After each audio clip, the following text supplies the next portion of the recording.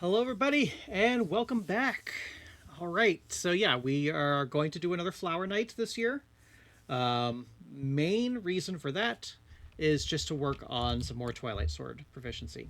We can do that very safely and somewhat easily against the Flower Knight, so that's the reason why we chose that quarry. Beyond that, let's take a quick look at who is joining us. Once again, returning, we have Violette, who is our Twilight Sword user. Gave her a little extra armor because she doesn't have the Lights in the Sky bonus now. Um, Leather set on its own, like unless we complete it, it's perfectly fine. That'll move over to our main tank at some point. Speaking of our main tank, we have Kiko once again. Did a little shift up here, gave Kiko the Flower Knight badge.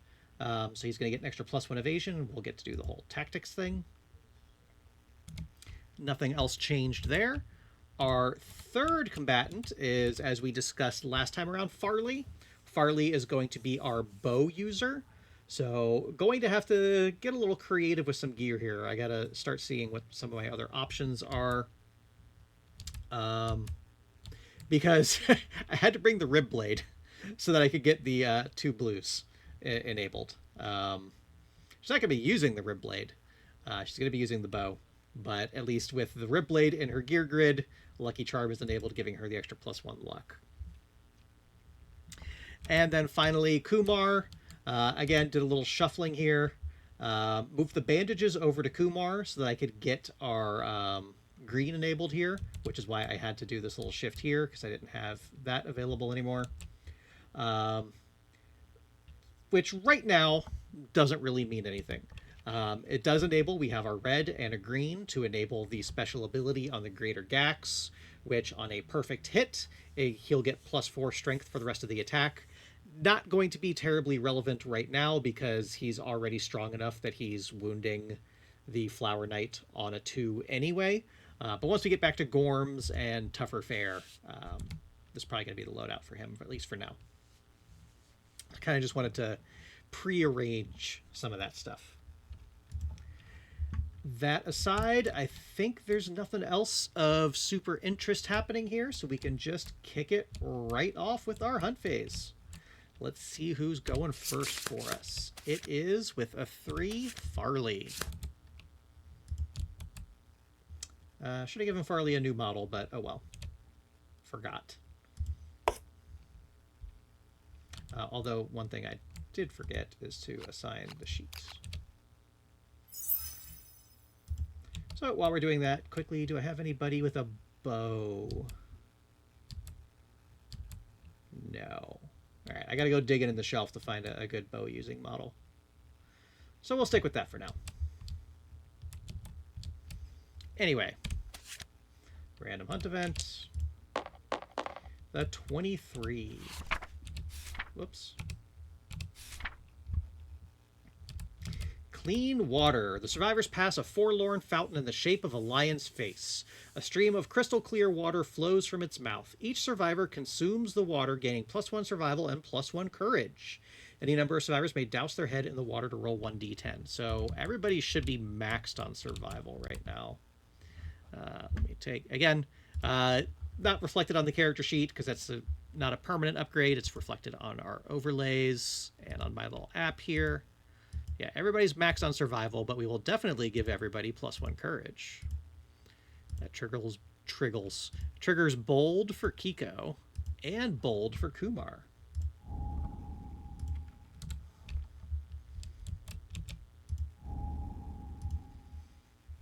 So that's going to be prepared.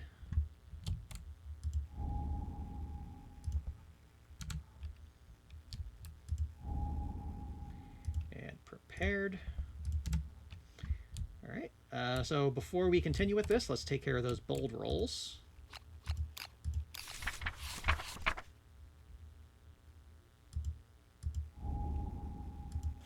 That's the wrong one. There we go.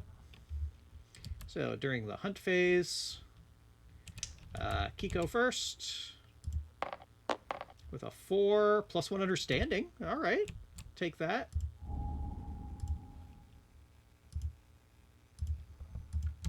Our murderous little buddy.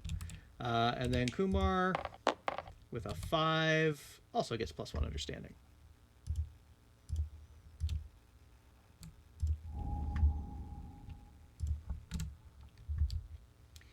All right, and back to our hunt events.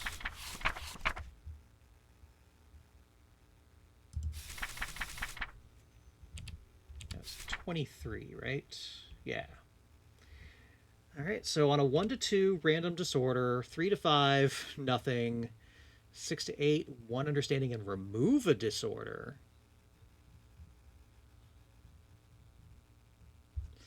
All right, so let's see how we're doing on the disorder front here.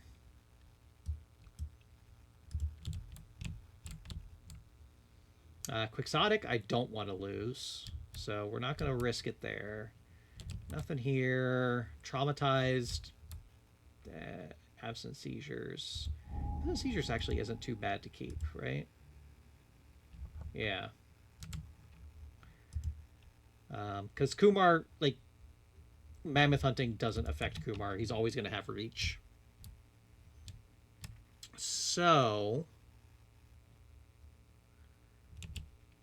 30% chance to gain 1 understanding.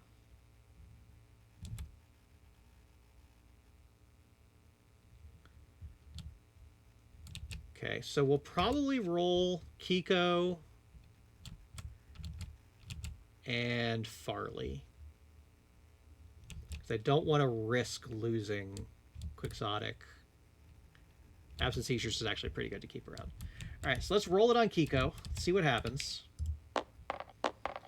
With a 6, he'll get that 1 understanding. Nice. And Farley, with a 2, gain a random disorder. Okay, well, can't all be winners.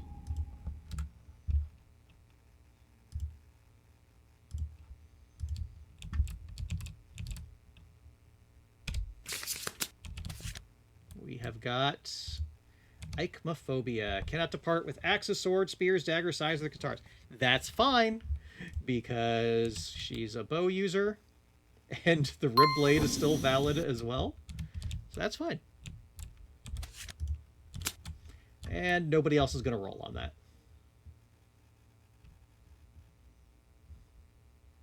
And we're done there. All right. So Kumar with our next hunt event. Yep. With a 29. The Dark Blacksmith. The survivors cross paths with a tall, unnaturally thin man in a hooded robe. Where his feet strike the ground, sparks illuminate his path.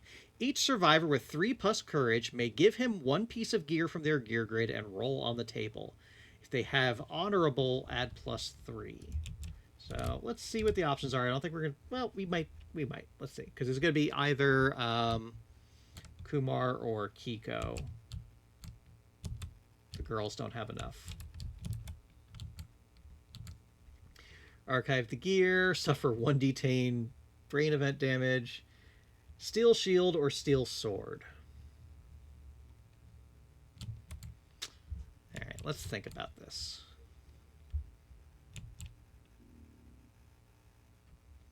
I wouldn't be upset with losing the bone blade. Kiko has a fair amount of insanity, but not enough to... well, all right, so I don't want to archive anything here. All right, so let's have Kiko step up. Let's do the thing, right? Let's sacrifice the bone blade. Well, maybe not even sacrifice. It's only on a 1 to 2 where we lose it.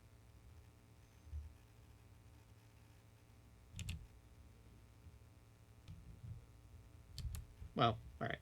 All right, let's just roll. Let's just roll. With a 7, we get the steel shield.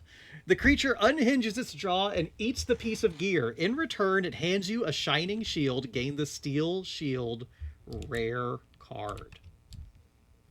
You may eat this little bone sword and give me that.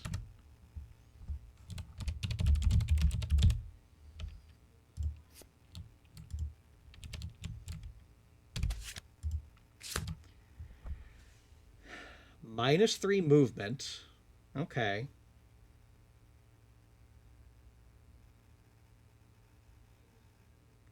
Spend an action or 1 survival to ignore a hit?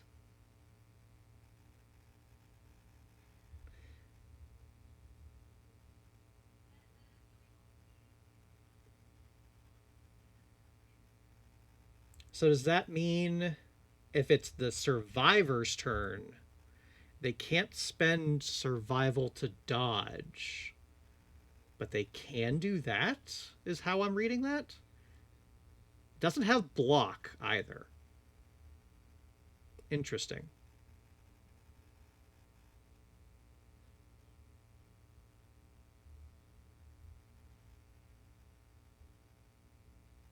All right, well, something to keep in mind. Something to keep in mind. Don't think it's going to factor into this fight.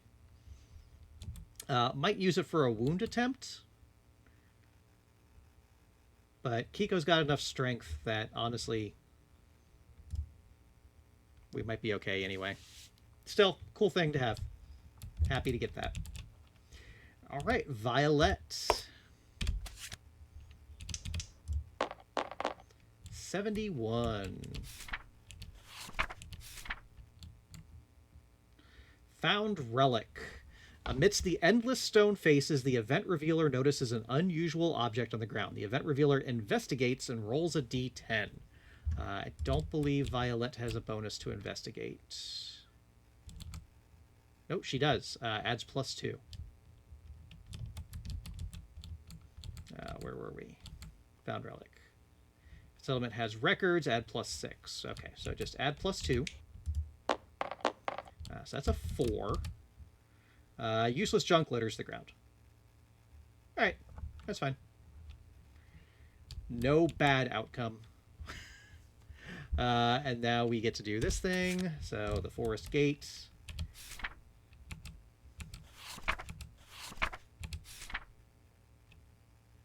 All right, so again, roll a d10 and let's see what happens. The 5. Oof. All right, so we need a +3. Ain't no way we're making it to 13 this time. All right, so we're going to do the same little trick here. We're going to give a -1 speed to Violette.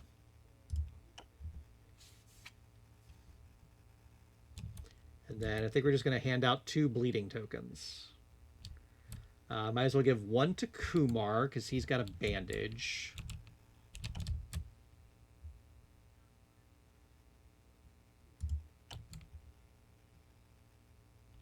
And probably 1 to Farley because she's going to be the safest.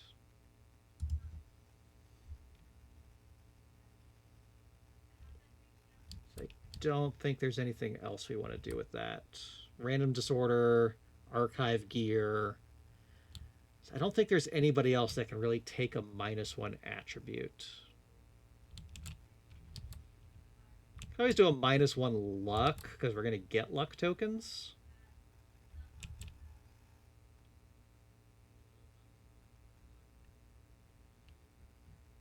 Yeah, that might not be a bad idea.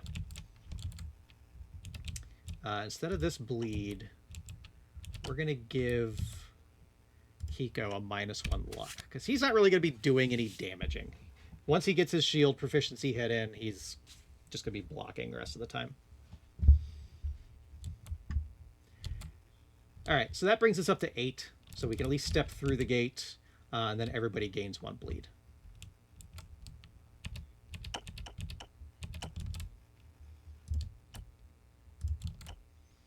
Which Kumar can just clear from himself immediately because he's got the bandages. So that's probably our best play there. And again, we will do our sonorous rest.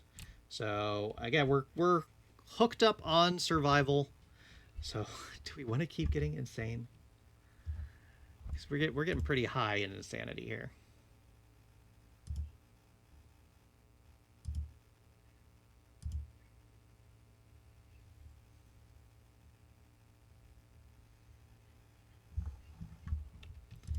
All right, so it's going to be +3 plus our blues. So it's going to be 3 more for Violette. 4 more for Kiko. Which is fine, because Kiko took some brain damage last time around. 5 for Farley, but she actually doesn't have a ton, so that's fine. And 4 more for Kumar. Starting to get a little out of his mind, but we're doing all right. Like, high insanity is never bad, but too high insanity can potentially cause issues. All right. Handled. And now we get to do this next event here with Kiko. Pool of Secrets. The survivors find a glowing pool of inky black water.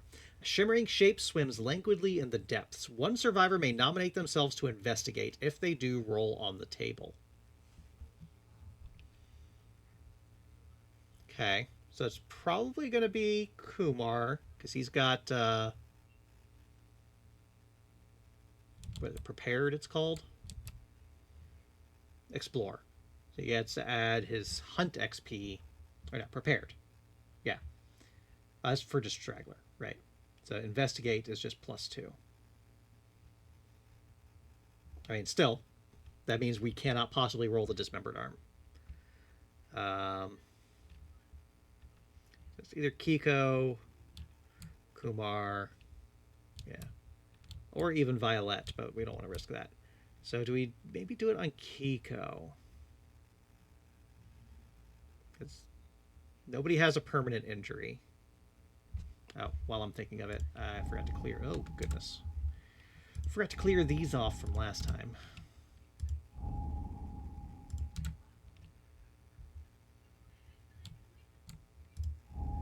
That one's good.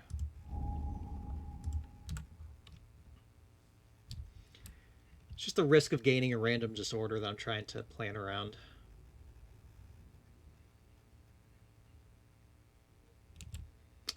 We will hand it off to Kiko. Yeah, Kiko.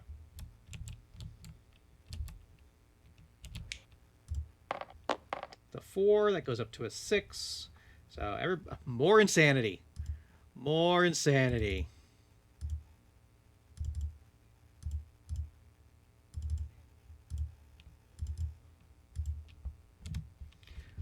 All right, and then we start the showdown.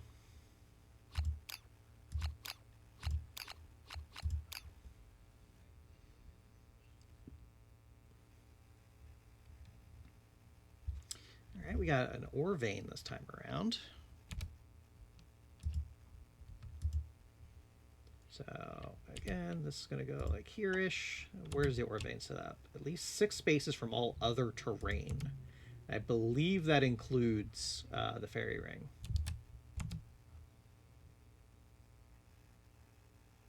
No, fairy ring is not terrain. Okay. So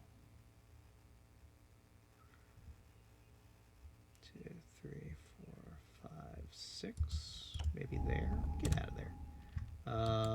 Maybe we do it like this and like this. That's probably good. So to start off with, Farley, you can pick the flowers.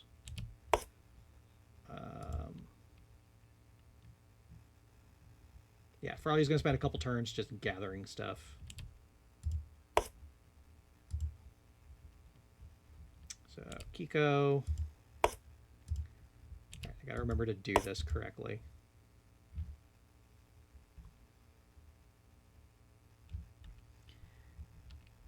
And then Violette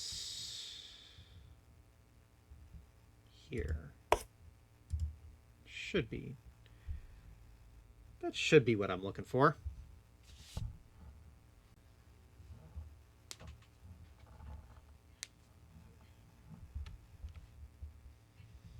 Yeah, I think that's a good enough start. Stone noses. Oh, goodness. We got more insanity coming in.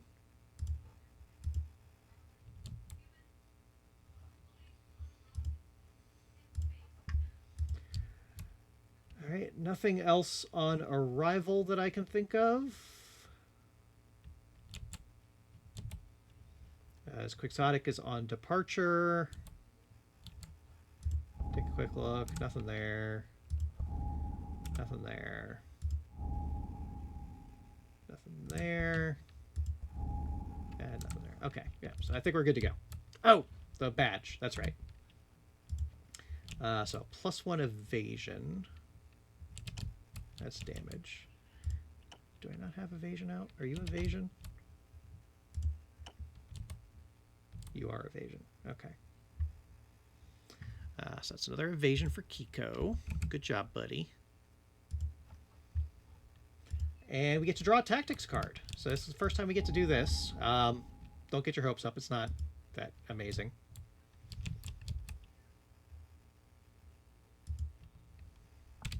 So the tactics cards are included in every Knight expansion.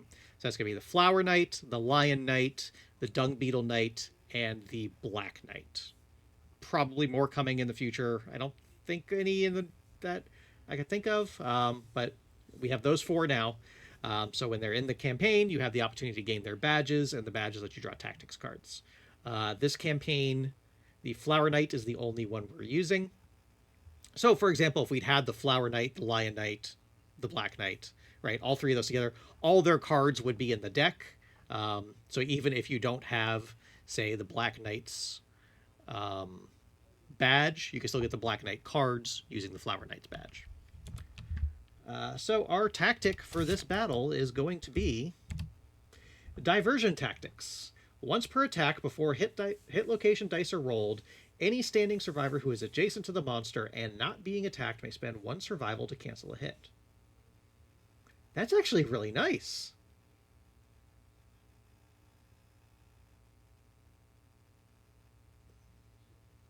So you can spend survival to cancel a hit on somebody else. I don't think that's going to come up too much against the Flower Knight, because, again, our formation is a little more loose, but it's still something to keep in mind. Yeah, and it works for everybody. So this is basically Kiko giving instructions to everybody else around. That's cool. And now we're good to go. I knew there was something I was forgetting. All right. Kick it off with our first AI card, which is Pollen Strike. If there are no threats in the fairy ring, perform Bloom. All right, well, nothing we can do about that. Random survivor outside the fairy ring. With a 2, that is Kiko. All right, so that's good. They suddenly vanish, gain a +1 luck token. So that cancels the -1 luck, but for all intents and purposes, they are still unique tokens. Because he can lose his +1 luck tokens, which means the -1 will still be there.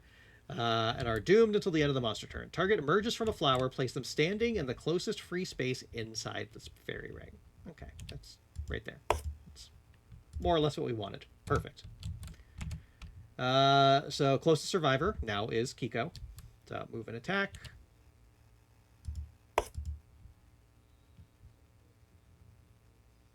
All right, that's not too bad. So 2 speed, 4 accuracy. Kiko is hard to hit, so it's actually going to be hitting on 8s now. No hits.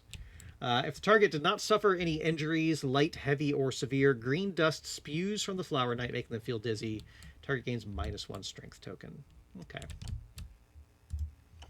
Kiko's just got all the tokens. He's still a strong boy, though.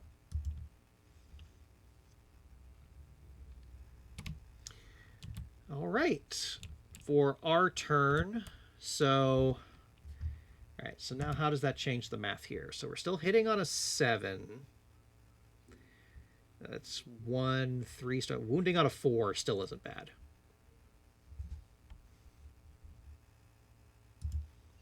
Whereas this is 1 die hitting on a 6. I think mathematically this is our better chance. So we're going to start with that. Kiko is going to try to attack with the Knuckle Shield.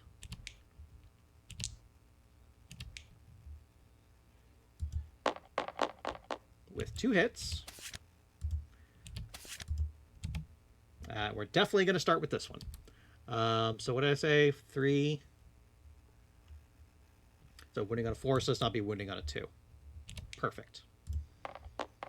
That's a wound.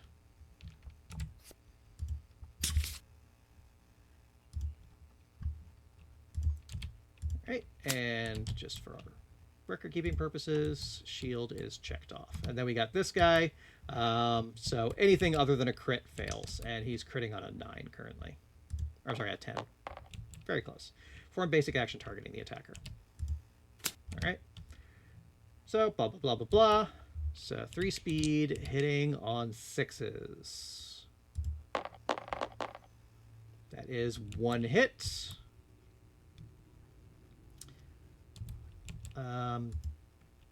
So technically, he has a block up. Does he have to spend the block, or can he choose to do it?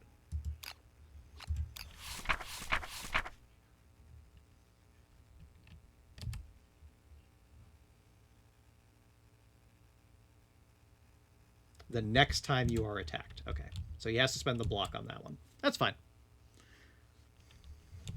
So no damage. All right, that is the end of Kiko's turn. Farley, go pick your flower. Or, yeah, this is the flower patch, right? Yeah. All right, good. +1 luck token and a flower resource.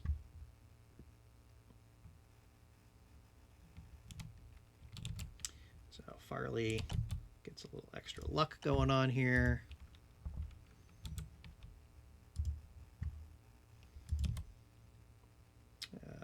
Yeah, that's right.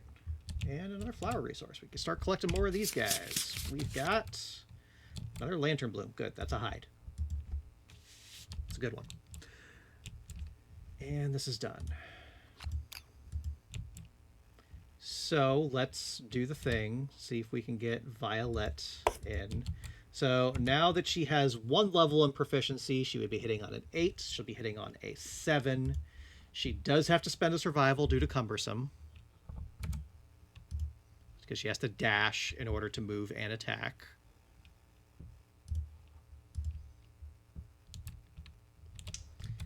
And what is it? 7s? Just roll a 7. Only a 5. Okay, so we're gonna have to. We got lucky last time around. We got to do a little work this time. Which then just brings us to Kumar, who is honestly, we're gonna play it safe. He's going to spend his first act just healing his bleed. No sense in getting greedy.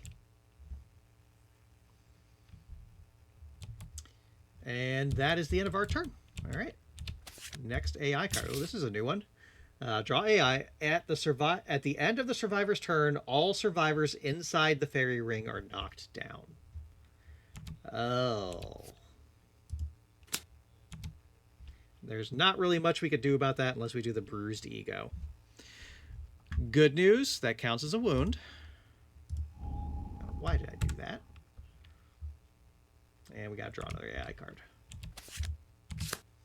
Continuation, closest survivor in fairy ring. Of course that's going to be Kiko. Oh, interesting. Interesting.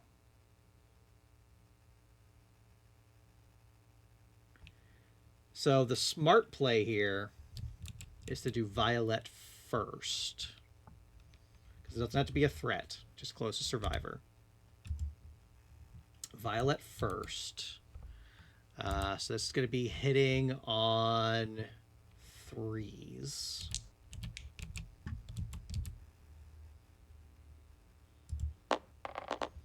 That is 1 hit.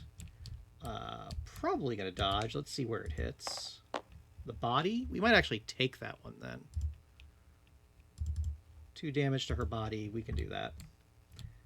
And a bleed. So we actually probably should spend the survival to dodge that to avoid the bleed. Yeah, that's the smart play.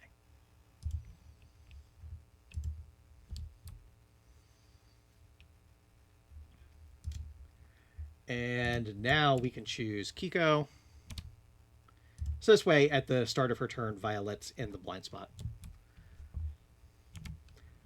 So this one is going to be hitting on 6s.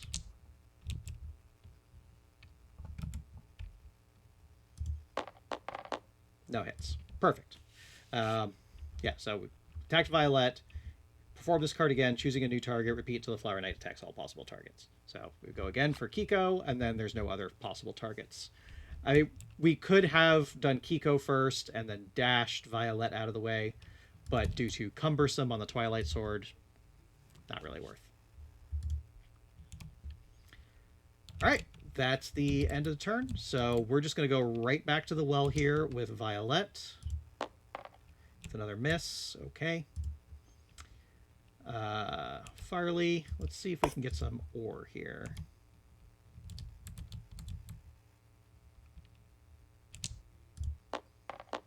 With a 9, we get an iron. All right.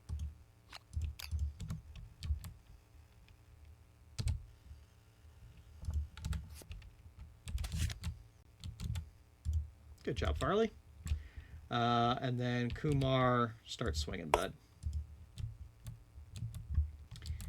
So Kumar hitting on them 6s. Oh, wow. Kumar, what happened, buddy? Okay. And then Kiko is just going to block. Just going to block.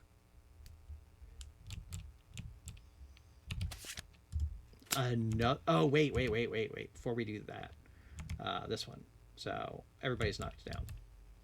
The good thing is this happens on the survivor's turn. So they'll stand up at the end of the monster turn. We'll see how that works out. Now this one. All right, so now we dealt with this last time. This isn't too bad. Just got to think about our positioning. It does count as another wound, so I will take that. The monster has dealt more wounds to itself than we have. And then another AI card. With Salute, closest threat facing in Fairy Ring is nobody. Closest threat in range is going to be Kumar. So 3 speed, hitting Kumar on 5s. That is 3 hits. Wow. And that's going to be 2 damage each. Ouch. That's a wild card. Okay. So body, hands, and legs. Honestly, we could take that.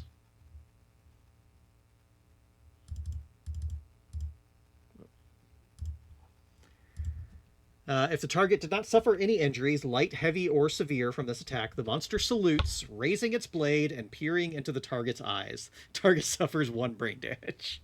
That's fine. We got insanity for days. Ugh, this is going to be a problem. Because a lot of the Flower Knight stuff targets threats.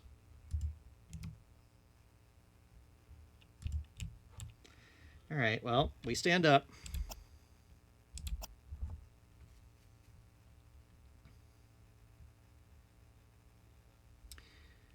So, we're going to have to spend another survival to dash with Violette. Come on, Violette. Ah. Okay, why did I do that?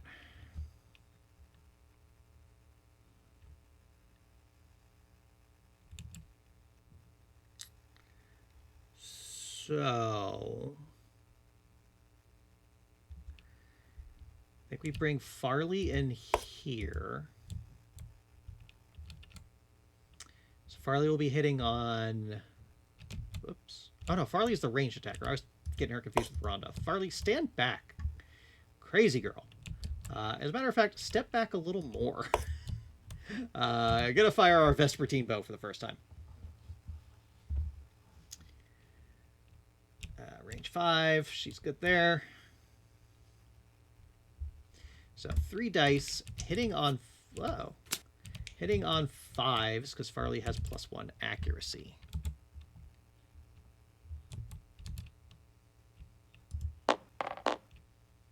Wow.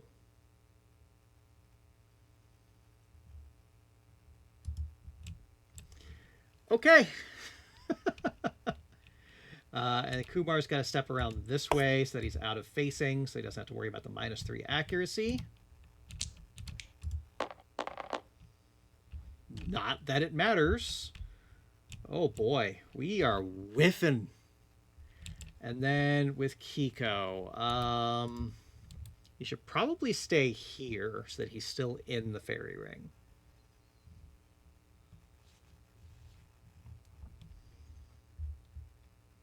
But then they're knocked down again. So... what happens if we move Kiko here? Violette will be knocked down.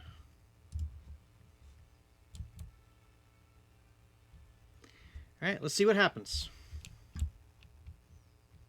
I'd rather have Kiko standing outside the ring than knocked down inside it, I think.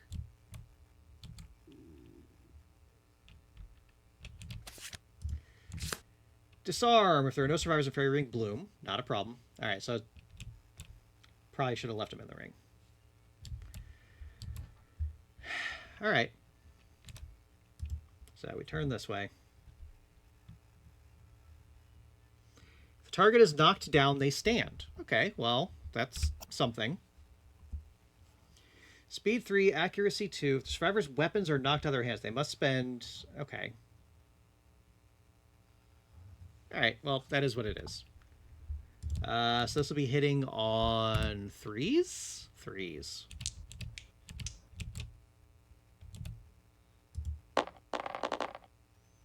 Two hits, so that's 1 damage. Legs and body. So we will dodge the legs and take 1 to the body. Drops her sword, must spend activation and movement in order to retrieve them. Okay.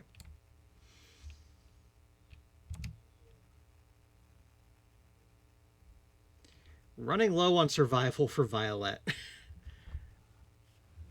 I don't like that.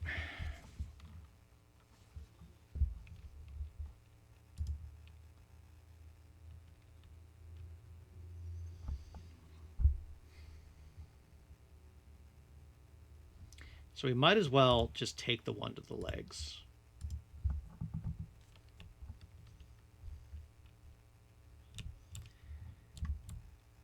Not sure about that, but that's what we're doing. So Violet's going to spend her turn picking up her sword. Farley's going to shoot the bow again. 2 hits this time. All right, super dense doesn't matter, right? Because obviously you can't break the bow.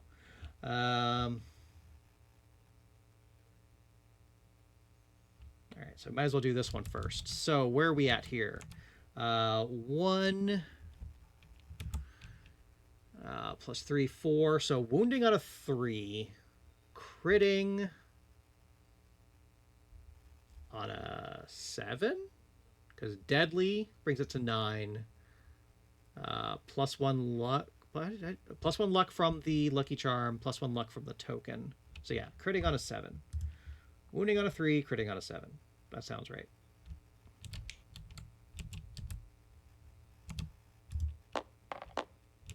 Just roll 10. All right. So that's a wound. Let's start there.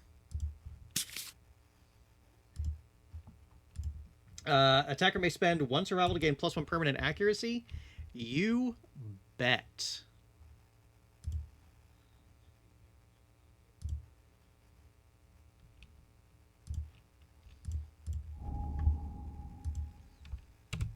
All right, feeling really good about Farley right now. And then this one, so critting on a 7 still, which is the only thing that matters here. Just another 10. Just another 10. My goodness. All right, making up for some bad turns there. All right, we do have to do breakthrough. So roll a d10, add their luck. So this is going to be +2.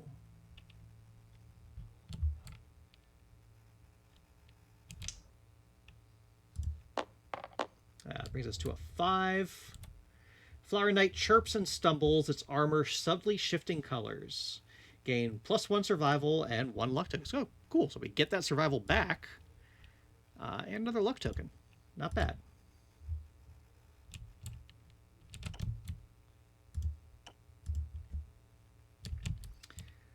Which brings us to Kumar, who's just going to stand right here.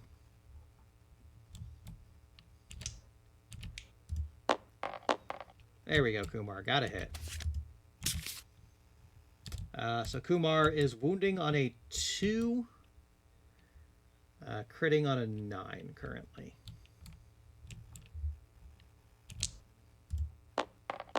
That is a wound. Suffer. Attacker is adjacent to the Flower Knight. Suffer bash. That doesn't matter. However, he will move 3 spaces. So 1, 2, 3. And 1 more wound.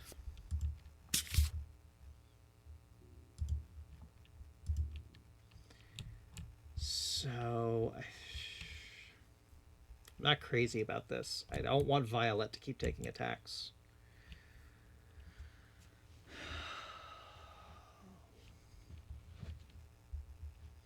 So I think we've got to move Kiko in and block again. So we got a wound here and a wound here. Running out of opportunities for this Twilight Sword to go off, though.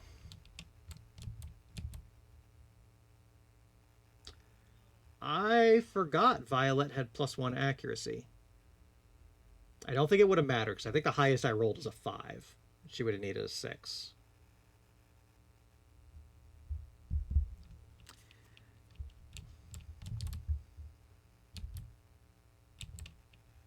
Oh, but then everybody's knocked down again. Gosh darn it.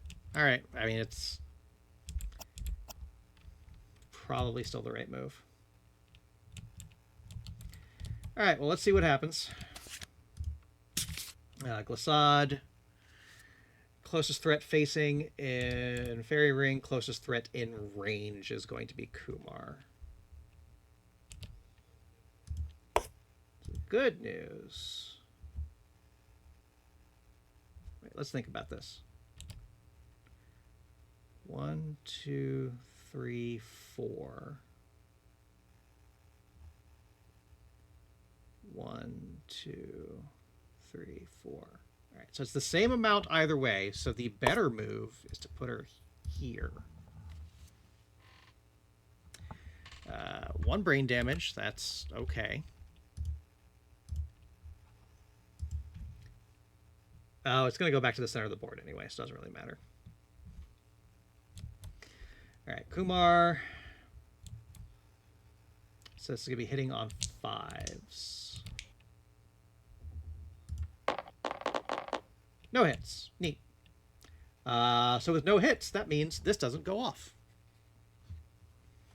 Perfect.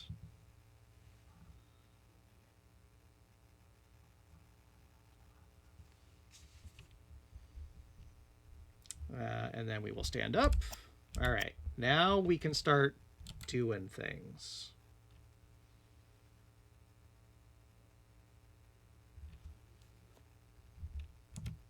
So we will 1, 2, 3, 4. So we will again get Violet out of the Fairy Ring, which is nice. She will have to spend another survival for that dash to attack. So hitting on 6s. Remember that, Sam. There's the 6. Oh my god!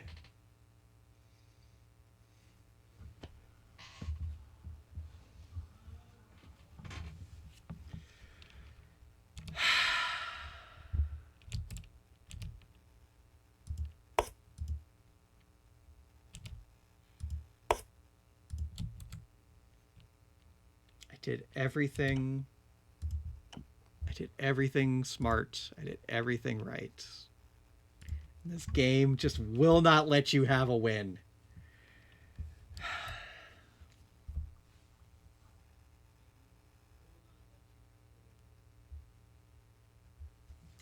So we're going to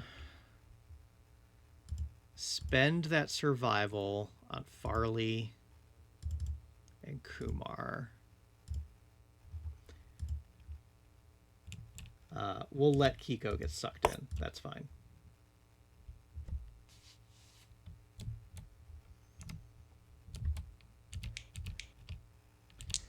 So hitting on 3, yeah, because Kiko would have been in the ring anyway, so that's fine. Hitting on 3s, 2 hits, so that's 2 damage. Whoopsie. Come on. Hands and body. How are we feeling about that?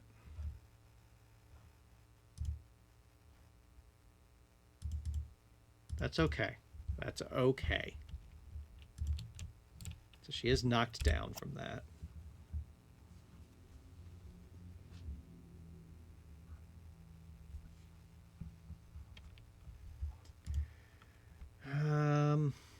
What can we do here?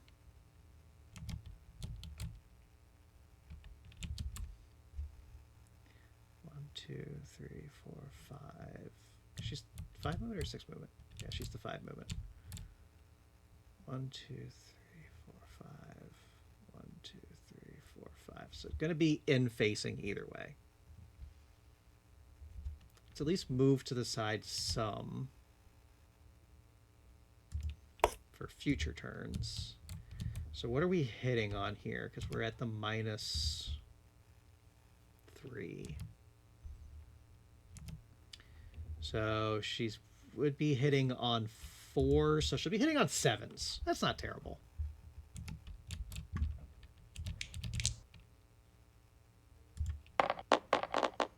It's 1 hit. I gotta remember to do this. All right.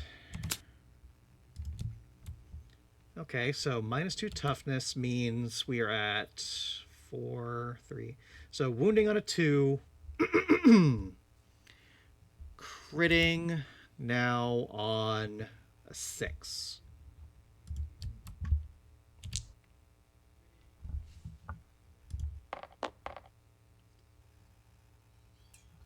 Happily just take a wound. We've got some scary AI cards in here.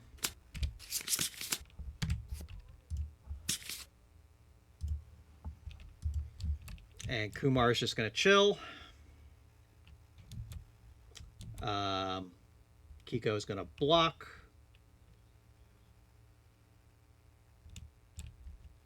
And then he'll be knocked down again.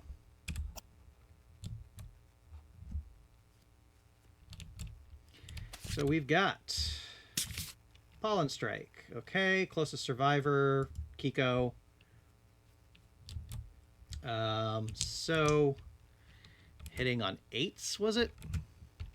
Yeah, hitting on 8s. No hits. So Kiko will get another -1 strength. That's fine.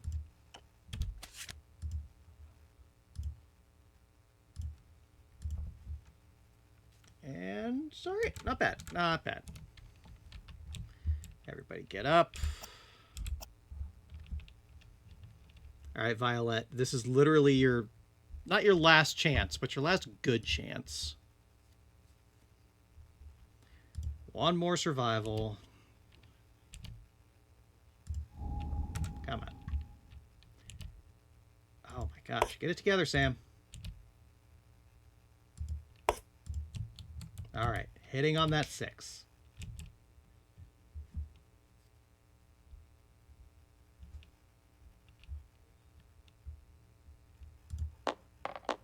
Gosh darn it. Okay.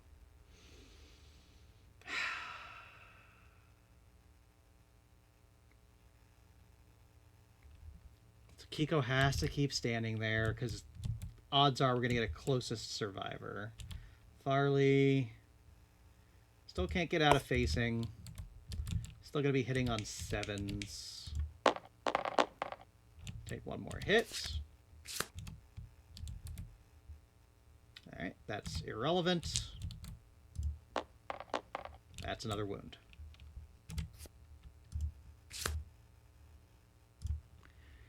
We're slowly working our way here.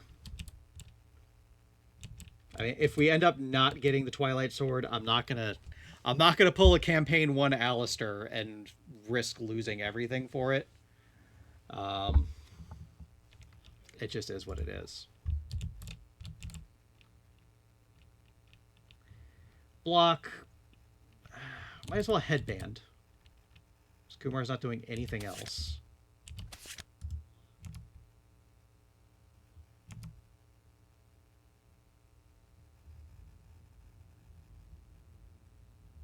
Okay, so we can step Kiko back.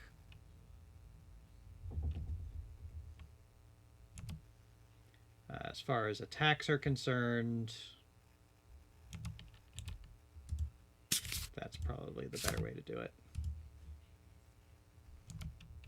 All right, so since we know what's happening here, it's going to be closest threat facing in Fairy Ring. We can retreat with Kiko.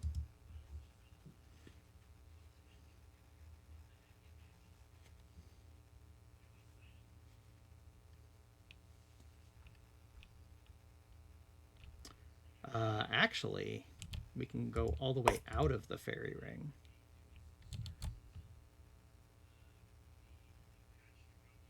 Yeah. Because closest threat facing in Fairy Ring is nobody. So it's just going to be closest threat in range, which 1, 2, 3, 4, 5, 6. 1, 2, 3, 4, 5, 6. All right, so it's either Farley or Kiko, and it's obviously going to be Kiko. All right, that's the play.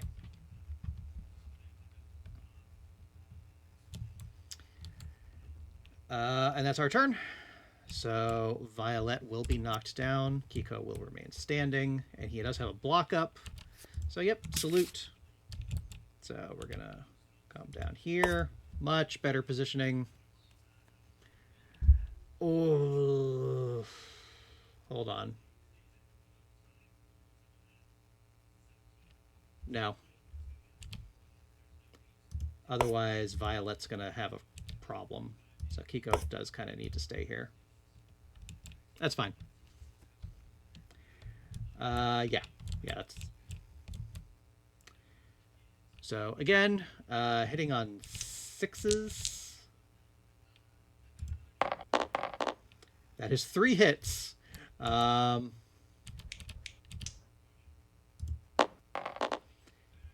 head, hands, and legs. So we're going to block 1, dodge 1, take the legs.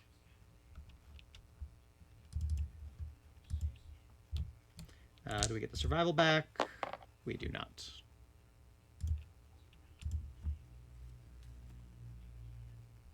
I think technically, not going to worry about it right now. I think technically block means you don't even roll the hit location, so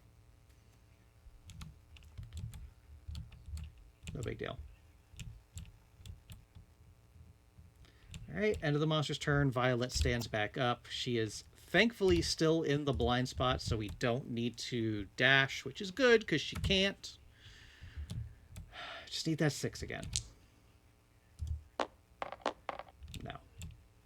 All right, so we're just going to keep playing this game. Farley is now out of facing, so she will be hitting on 4s. 2 hits. Definitely going to start with this one. That's a crit. 1 survival, 1 random resource, and a -1 accuracy to the Flower Knight. Nice. So this comes off.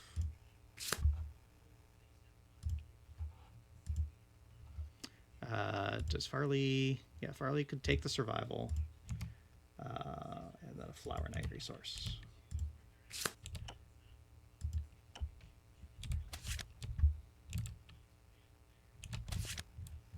An Osseous Bloom. Nice. And then this one. So only, was it 6? She crits on like a million. Yeah, 6. Ah, boo. 3 spaces towards the center. She's already in the center of the showdown board, so really nothing bad happens there. Okay. Nothing for Kumar to do. Yeah, so we're just going to keep holding position here. Guys, what do we have left in here? Yeah. So we should be okay just like tanking it in the center and plinking away with arrows. So we could probably take a couple turns as long as Kiko can hold out, trying to get that Twilight Sword in. Wait a second. Because again, these are visible.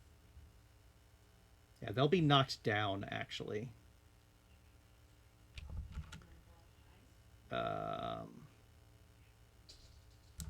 So I just need to make sure Farley's out of range.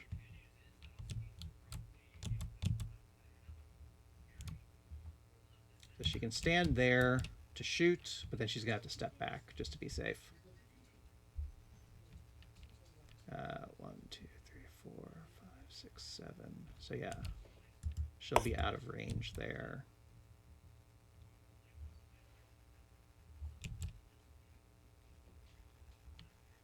And Kumar is just going to step back a little too. So 2, 3, 4, 5, 6, 7. Yeah. So Kumar and Kiko, or Kumar and Farley will both be safe if we draw one of the other cards, because they're going to be knocked down again.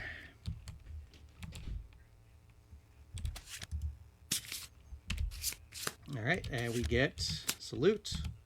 So closest threat facing in Fairy Ring is nobody. Closest threat in range is nobody. Germinate. Remove a +1 luck token from all survivors. That's honestly okay.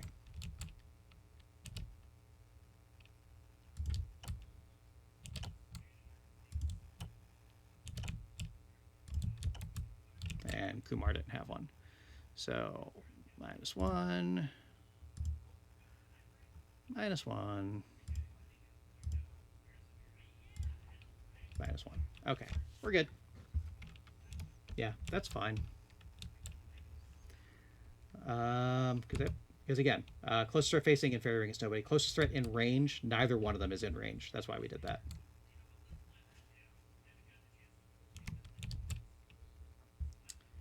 So we stand back up and just repeat, repeat, repeat.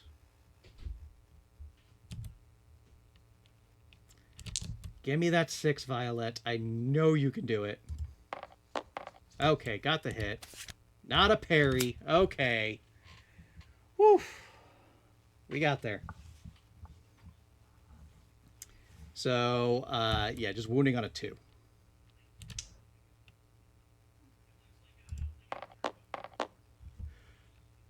I thought for a brief second that was a 1. All right. Primary mission accomplished. Now we can finish this guy off. I think I miscounted wounds on the tracker because we should be at 2. All right. So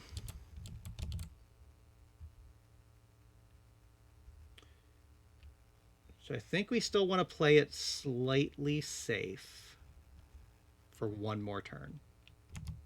So we know it's going to be this.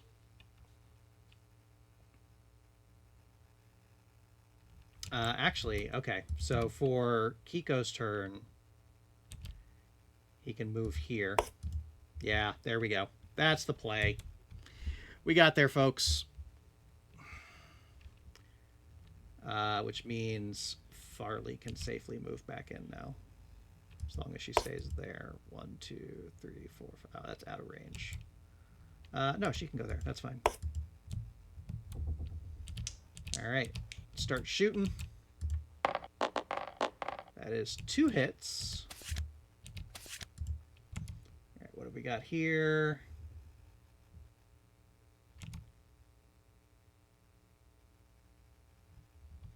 All right, so we're fine kind of either way.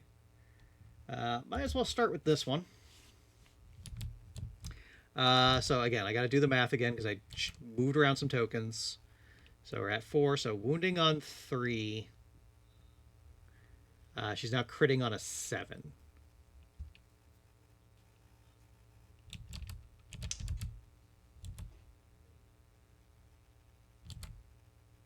Yeah. That's a crit. All right. So I'll start off with this.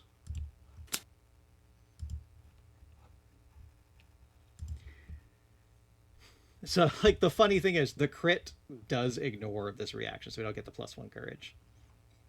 The sight of the elaborate arbor in ruins is gratifying.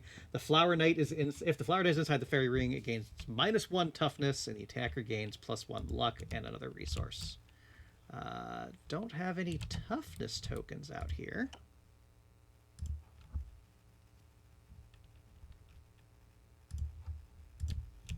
Using up all the tokens this time around.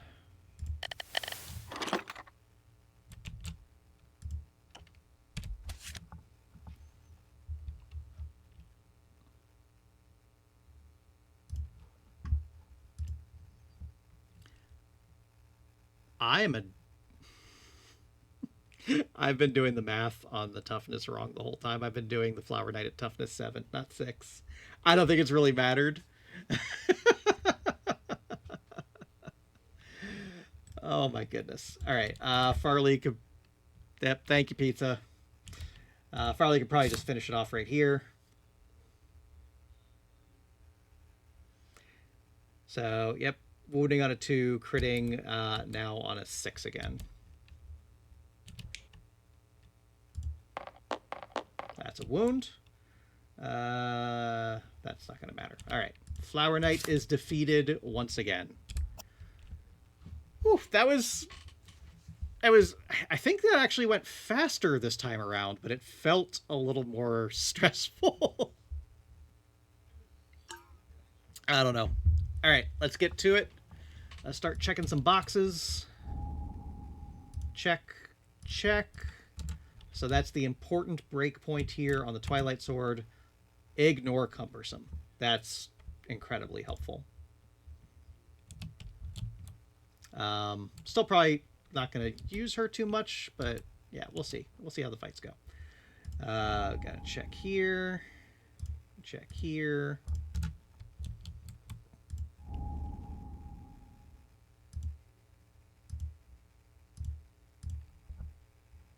Nope, the Flower Knight is a very safe fight. Like, I'm not gonna lie. Like, especially with our crew. So we do get an age on Kumar.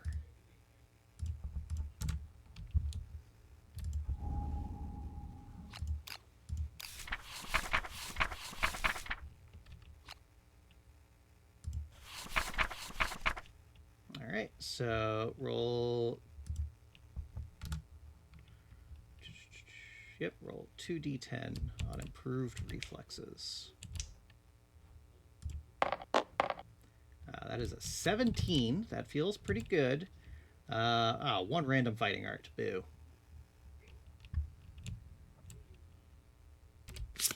Okay. It's better than nothing.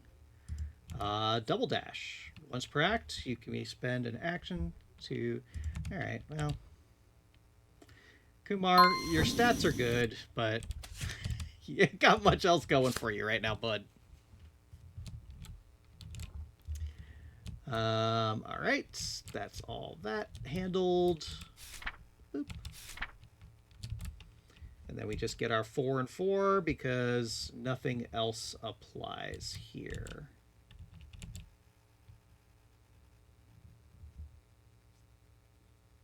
I mean, sense memory will pop up again, but we're almost definitely not doing it. None of that. We already have the badge. We already have Petal Spiral. That didn't happen. All right, so yep, just our 4 and 4, and call it a day.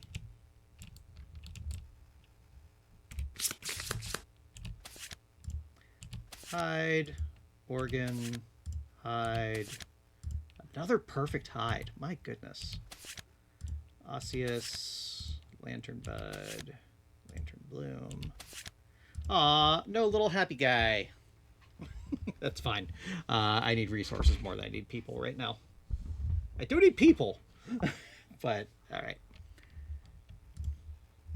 So, returning to settlement, as per usual, get our 4. Update our timeline. Got a couple things to deal with, starting off with our random hunt event. God, we got a double Gorm climate. Does that mean Gorm climate happens twice next Lantern Year?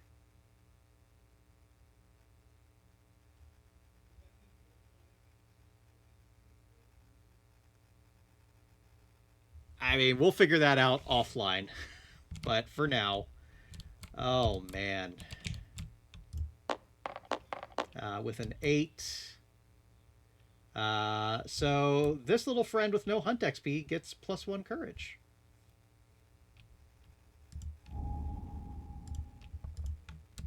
Our little flower buddy. And then we have to do Gorm Climate again. With a 2. Lose all resources. That sucks.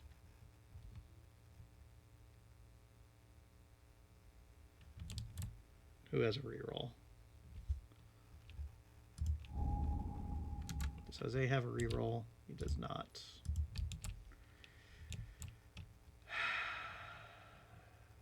Sanya?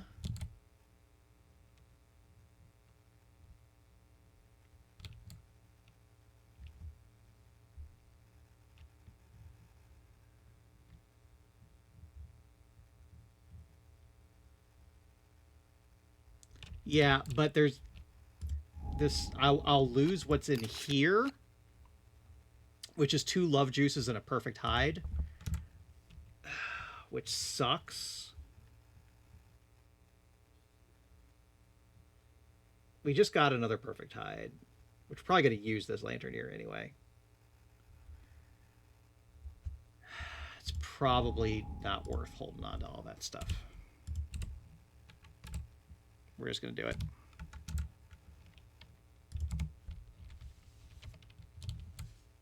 Yeah, so Gorm Climate on a 1, 2, or 3. Jagged pellets of sizzling hail rain from the sky, corroding anything they touch when they land. All resources in settlement storage are lost. The resources I just brought back are fine. May avoid this by dismantling an innovation. That's not worth right now to create a protective barrier.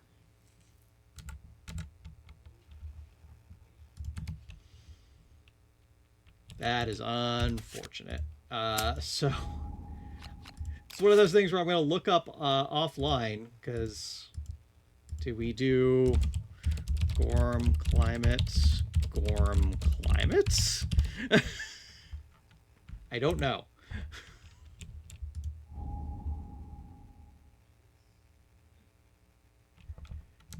I don't know.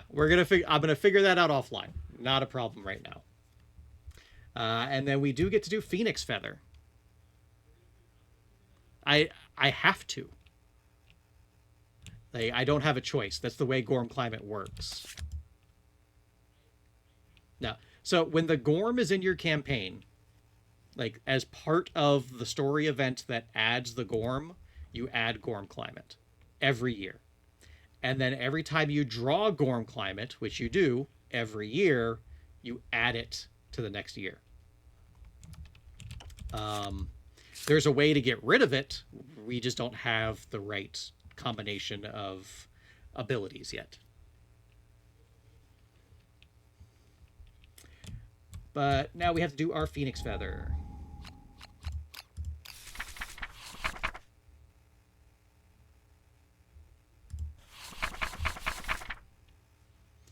All right. Fallen Feather fills the settlement with dread. The skies bubble and murmur as a dark presence tears through the atmosphere like a negative lightning bolt, sucking the air and energy from all who gaze upon it. A light rain begins. The survivors turn their eyes up to see a huge, iridescent feather slowly floating toward the ground. Their lantern lights reflect strange rainbows off the twisting feather. A primal fear takes root in the settlement. You may now hunt the Phoenix. Add it to the quarry list on the settlement record sheet. Nominate a single survivor. They gain +1 courage and break the silence. So,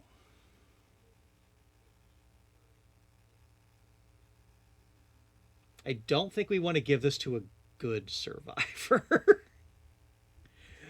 Because we have a very good chance of hitting Hoarder. And Hoarder sucks. So we're probably going to nominate Sonya. Sonya stood up to the Manhunter, and now he's entranced by the Phoenix Feather.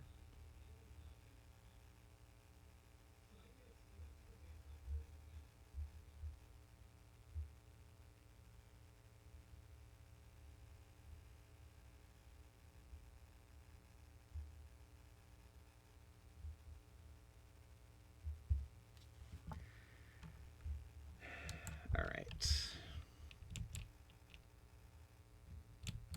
Yeah, we're going to nominate Sonya. Because he's the one that we're least likely to bring along with us. So if he does hit Hoarder, we're okay. With a 5. So the way this works, 2, 3, 4, 5 normally would give you this. However, on a 4 or a 5, if we have survival of the fittest, which we do, the survivor raves to no one in particular about the oncoming trial, bursting into laughter and tearing the feather apart. The survivor gains +1 permanent evasion and the honorable disorder. So Sonya gets back the evasion he lost due to being deaf. And he's now also honorable.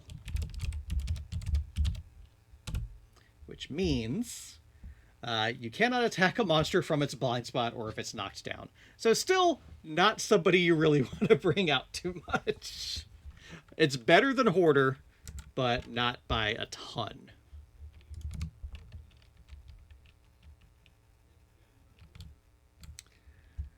Okay, let's grab up our goodies.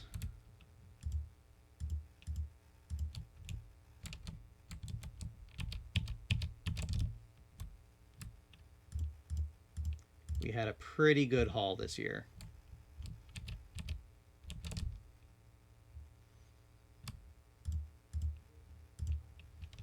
All right, so first of all, we need a hide, an organ, and a bone to go innovate.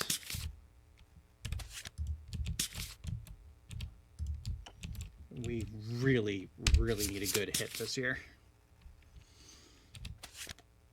Family and Symposium. Symposium, 1,000%. Like, don't even need to think about it.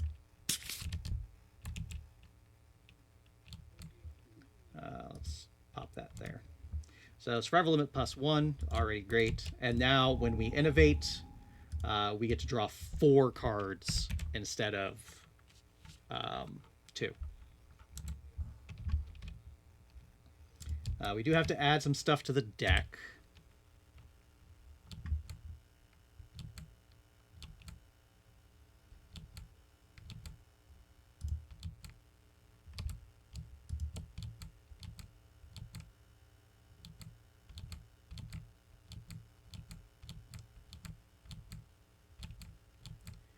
I think that's it.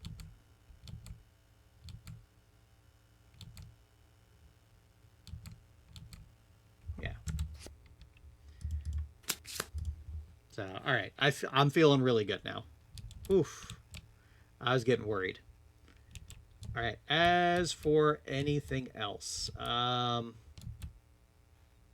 we have 1, 2, 3, 4 hide available. Just trying to think if I want to do weapon crafter. I need 3 bone for that. I don't have 3 bone. So we're probably doing leather.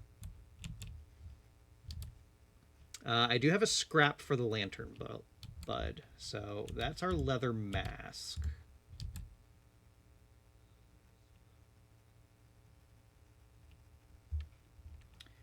Then that would be our leather bracers. I don't have enough to make the boots, which is okay.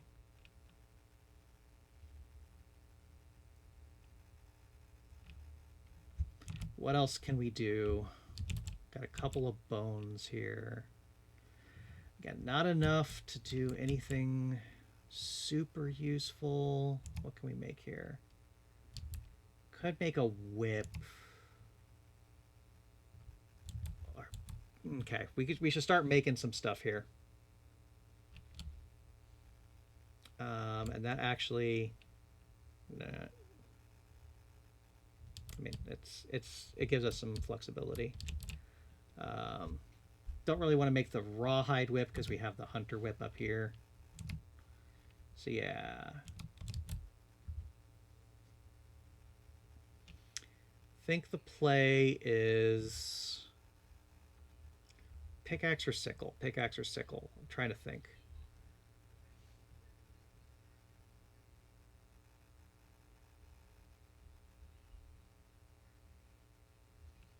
I think pickaxe is better for us now. Sickle is very good, but with the sonorous rest, I think we're going to get more out of the pickaxe. And then that's obviously way off. And then again, as we just saw, because of Gorm climate, really not worth holding on to that perfect hide. So we'll do that to make a bone sickle. Or a bone pickaxe, I mean.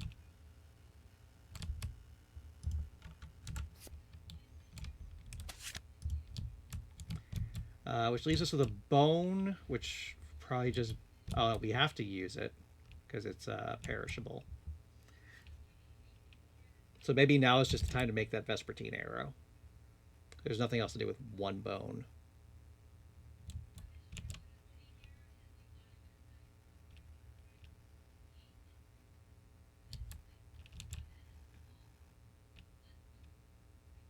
Yeah.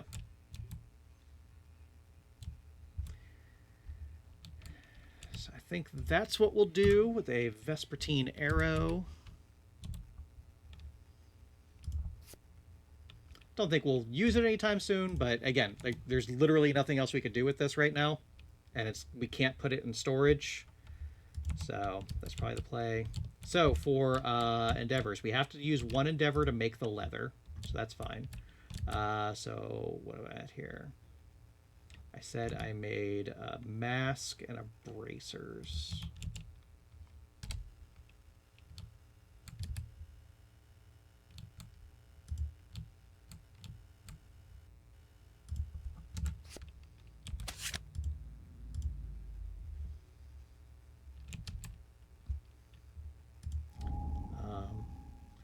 Offline, I'll look. I might do the boots instead of the bracers. It's the same materials, but I'm not going to sit here for 5 minutes and try to figure that out right now. So we might as well, because again, we have endeavors to spend and still nothing great to spend them on. No,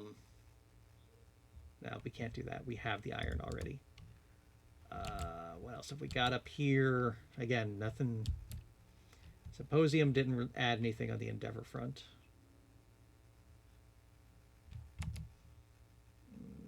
No.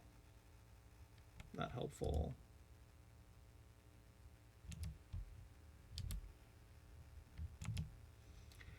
I don't think we have anything here because everybody has a fighting art now. Do we just do shared experience again? It's lame, but it's all we've got. Augury, we're not in a baby making position right now, unfortunately. We still have, like, we're running slim, but we have a good setup here. Yeah, so Kumar can bring anybody up to 4 if he wants. Do we just put 2 XP on the new kid? Probably the right move. And then we do an age.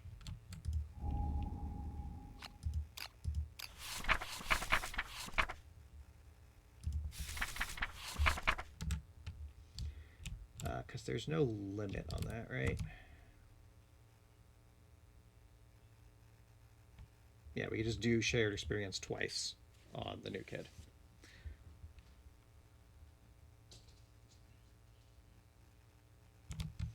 That works. So with an 8, they get random fighting art. Maybe it'll be a good one this time.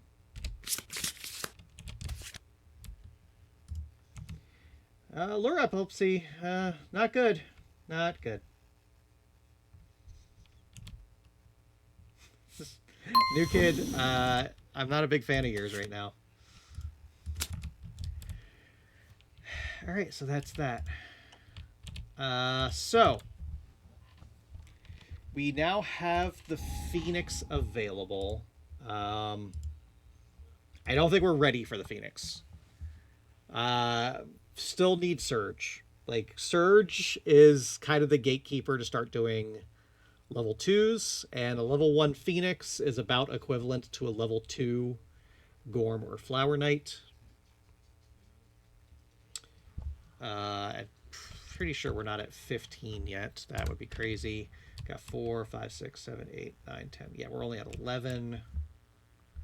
So yeah, next time around, we're probably going to go back to the Gorm. What have we got coming up? We've got stuff. Yeah, so next year, and then Lantern Year 9, things are going down. So yeah, offline, I'll figure out this shenanigans. I'll also look at my leather set, figure out what the better play is there. And then, yeah, so we're going to do a Gorm this year. Yeah, probably going to do 2 Gorms would be my guess. Maybe a Gorm and a Phoenix. Not sure. Because, yeah, there's some wild stuff coming up. We got Hooded Knight.